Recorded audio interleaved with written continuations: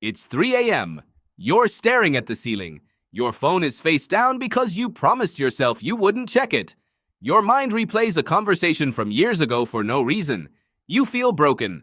But for most of human history, this exact moment wasn't a malfunction. It was the plan. You've been taught sleep should be one long, unbroken block. If you wake at night, you assume failure. Your ancestors didn't sleep that way. And the story of how you learned to fear 3 a.m. is stranger than you think. Historian Roger Ekirch spent over a decade combing through diaries and court records from pre-industrial Europe. He kept noticing something odd.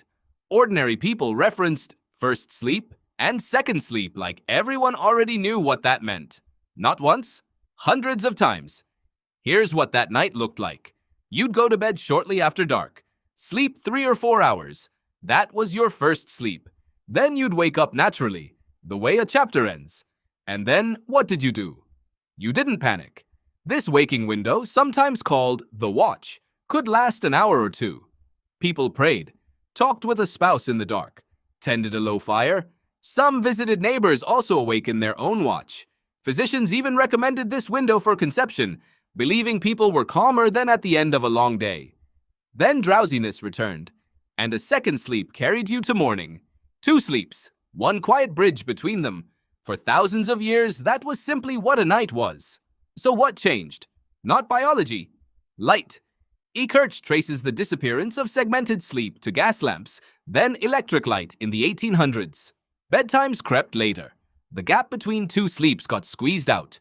By the early 1900s, first sleep had vanished from memory. Bodies didn't change. The dark did. A psychiatrist named Thomas Wehr tested whether the old pattern could return.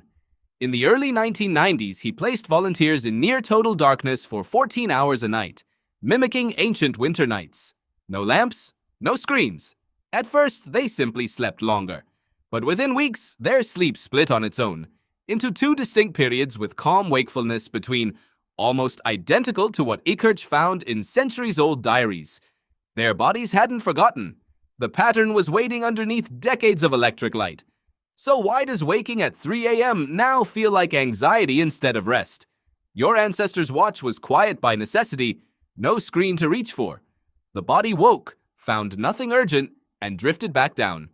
Your 3 a.m. is often the first quiet moment your mind has had all day, and it fills that space immediately with tomorrow's worries. The waking didn't change. What fills it did. Anthropologist Carol Worthman studied sleep across small-scale societies with no electric lighting. Sleep was flexible, often broken, tied to firelight and darkness. There was no rule that a good sleeper slept in one block. That standard is a recent invention, built less on biology than on factory schedules and electric grids. So next time you wake at 3 a.m., here's what's happening underneath the anxiety. Your body may simply be doing what it did for most of human history. Not broken, returning to a rhythm that light interrupted less than 2 centuries ago. That doesn't mean the anxiety isn't real. It means the timing was never the enemy. The problem was never that you woke up. It's what the modern world taught you to do the moment you did. Your ancestors used that hour to sit quietly in the dark, letting their thoughts settle without demanding anything of them. You could try that instead of reaching for a screen. So tonight, if you wake at 3 a.m., don't reach for your phone. Just lie there, in the space between 2 sleeps, and let the stillness be what it was always meant to be. Not a problem to solve, just the night, doing what night has always done.